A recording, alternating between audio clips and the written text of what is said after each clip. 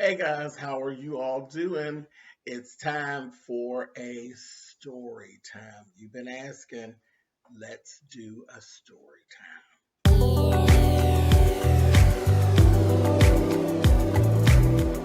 And I'm like, come on through, Cookie. I want to put my soapbox. That's basically it. Let's talk about drag and all its forms.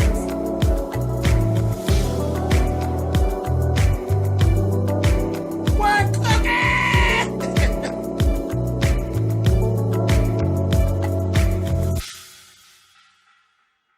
Hey guys, thanks so much for clicking on this video.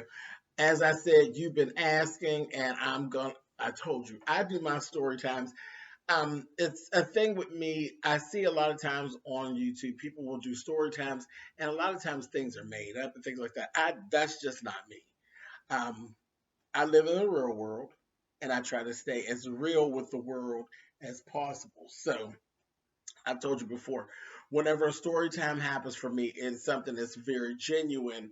It just comes to me. It'll be something that has happened in the past, and it probably something jars it. And then when it happens, I will pop on it and I will share it with you. So that's why my story times are so sporadic. But that's it. That's all I can do. That's who I am as a person. I'm not going to get on here and make up things like that. I have a place for made up stories. That's why I write books. If you want to see made up stories from James Colwell, you have to go to Amazon.com and look me up. And I have fiction books that you can look. I got 4 of them. You can just go look up, and I'll make up stories for you there. But stories about my life, I don't do that. But anyway, all of that being said, let's get into this story time. Okay, and it's bingo. It's something that happened at bingo. I tell you all the time, there's always some shit that goes down to the bingo hall. Okay, so let me set this up for you. So years ago, and this has been years ago. This is before my kids were actually born or anything. This was years ago. There was this bingo that was actually in a little area called Munhall, which is basically across town from me. I could probably get there in maybe 25, 30 minutes. I can get there. It's kind of pretty quick. But you must cross a bridge. You know, that's it in Pittsburgh. You're always crossing a damn bridge in Pittsburgh. You're going to cross a bridge some way, shape, or form. So, at any rate, so there's this little bingo that we used to go to every Tuesday. Love this bingo. Oh, I really do miss that bingo. I used to kick ass over there. But it would be me, my mom, and Miss Lois. Now, you all have never heard me talk about Miss Lois before. Miss Lois is actually a really good friend of the family, really good friend of the family. And man, I love me some Miss Lois, okay? She's just one of those people who, she that auntie that everybody wants to have. I love me some Miss Lois, okay? So Miss Lois is very much how can I explain her? She's that person where you would say, like, if you go to try to buy her a gift, you will be standing in the middle of the store, like, how do you buy somebody something that basically has everything? She's that person, but she doesn't put it in your face. But at the same time, she's very this. She's very that. And I live for that. So I live for an old pulled up bitch. Just, I live for it. And that's very much Miss Lois, okay? So, Miss Lois will get down with the get down now. Now, if you cross Lois, you will get a problem. You understand me? You'll get more of a problem than you ever wanted. You understand? But on a regular, Miss Lois is very calm and very cool and very laid back. And she's just Miss Lois. She's just lovable. Okay? So that's my Miss Lois. So, and that's another thing. Now I'm getting a soapbox here.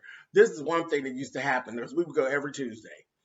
And it's so weird. I would tell Miss Lois, I would say, Miss Lois, I fell asleep and I dreamt the number. Anytime I would tell Miss Lois I dreamt about something, if there was a number in a dream and I give her the number, I swear it was like clockwork. Every time, boom, she would hit it. Boom, she would hit it. Tear it up in the lottery. If I played that same number, it wouldn't happen.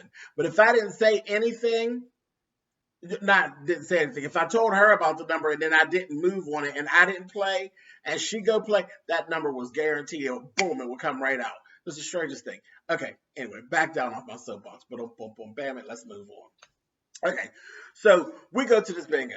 Now, we used to always say how much we love this bingo and just the way it was. It's just sometimes it's just the atmosphere. You know, sometimes the people could be a fucking mess at the bingo, and there were some real characters at that bingo. And most of the bingos here in my town are generally ran by like VFW, which is volunteer firemen's, or they would be like old vets. You know, it's in those places. Or the Catholic Church. Okay. So you have these volunteer firemen and different veterans, and they're older and they're volunteering. And a lot of times they crotchety and they cranky, and sometimes they mean as hell, okay? But you don't pay them any attention, and you wouldn't dare disrespect them because, again, they have volunteered and put their lives on the line, no matter what their behavior. They have put their lives on the line at some point for someone who is not related to them. So it doesn't give them a pass, but sometimes I'll just overlook their ignorance. I'll be like, "Child, go on," and I just ignore them. Okay, so, but then now keep in mind, Miss Lois is of that generation too. Now she's just the same age as them. We talking what Miss Lois got to be now in her 80s. Yeah, so she ain't for the bullshit. If you come around with some bullshit, she'll be that got out there and be windmilling in the street. Okay, so, but with me, I'm just paying. So this one particular day, you know, we always would have a shoot, be like, "Oh, these people, honey," and sometimes their little attitude. There was this one man, and he was so mean. He was so mean. I don't even know how they got him to work the bingo. It was like, "Baby, you not cut out for customer service. You're here to save lives. You are definitely not here to work the cash register." Okay, so we're there this particular day. And I said, him and Mr. Lois gonna go at it today or no? Well, something happens and Miss Lois bumped her soda and knocked it over. So all this pop has just went all over the table. And we're trying to stop it and everything. And there's pop running on the floor. And she got so upset, okay? Because again, remember, Miss Lois is this girl. So, you know, it didn't get on her, thank God, because we probably would have had to leave. But it didn't get on her, but it had got on the floor. She was so upset. She's like, "Oh, my God." And I'm like, "Miss Lois, don't worry about it. It's no big deal." So they go, and, you know, the guys, you know, some of the young, they're like, "Don't worry about it. And we're going to get it up." And they came, and they're, you know, helping out. So then they send this man. I said, so here he comes. And he ain't saying nothing. He just, you know, that's him. So everybody else, they kind of disperse. He comes with the mop and the bucket, and he mops the floor. He mops the floor where the pop has run onto the floor. Now the table is wet. The table is still wet. So we're looking, and Miss Lois is looking at him now because he's mopping around us, and you know that you do not mop nor sweep around people's feet. You don't do that. And like we're just like getting out the way, and I'm like, "Miss Lois, just, you know." And she's looking at him, and I can see it. I can see her wheels spinning. I said, "Oh boy, baby, listen. When you thought you had seen it all, he's doing all this, and we had tried to get the pop off the table, but it's still wet, and we done ran out of napkins. So we're like." She says, "Well, the table is still wet, so we need something to finish wiping the table because the table's still wet." He looked at her and looked at us and picked the mop up off the floor, put it onto the table, and mopped the fucking table. Now, I was about fit to be tired. I said, "Damn. You know, where's the cell phone when you really need it, okay?" I was like, "No, he didn't just do that." And my mother looked at me, and we was like, And Miss Lois, that was it. That was it. She said, "Did you just take that mop and put that mop onto the table?" I said, oh, shit. Shit. He's looking at her like, he looked at her like that was the most normal thing. That was the most normal thing ever. Fuck. Dish rag, what? Mop the table. Fuck it. She said, where "Where the hell were you raised at? In a goddamn barn?" I said, we're going to get thrown. So we're going to get thrown out of the damn bingo hall. She was so done. I think that is, even beyond someone actually pissing her off, I think that is about as mad as I have ever seen Miss Lois get. There's one other time I've seen her get really, really mad, but I'm not going to tell that story. But baby, when I say shut down town, she shut shit down.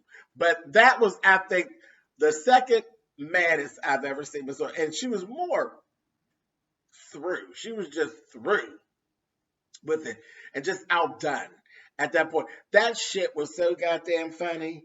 I laughed. Me and my mother laughed about that shit for years. And that's how I actually ran into it and said, oh, you know what, Mommy, I'm going to do that for story time. We were actually talking like 2 days ago, and my mother was like, remember that day that man mopped that goddamn table and pissed Miss Lois off? And we started laughing all over again, cracking up. But that's it. That's the time down to the bingo hall where Miss Lois just lost it completely. When you child, when in doubt, pull the mop out, honey. Anyway, you know what? I got a little extra for you about somebody in a mop. This could actually be a whole nother story time, but I'm not going to do it that way. This is just one other time that I've actually seen somebody do some shit that was out of order with a mop. I don't even know if I should actually tell this shit. Fuck it. You all know I used to have a daycare.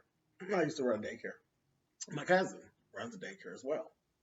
So, of course, her and I have had in-depth conversations about employees and different things like that. She had an employee that she eventually had to let go. One time. It was one of them situations where she's, it's where you're caught. You're like, did you just like what? And it just makes you think, where the hell were people raised? Like, where were you raised at?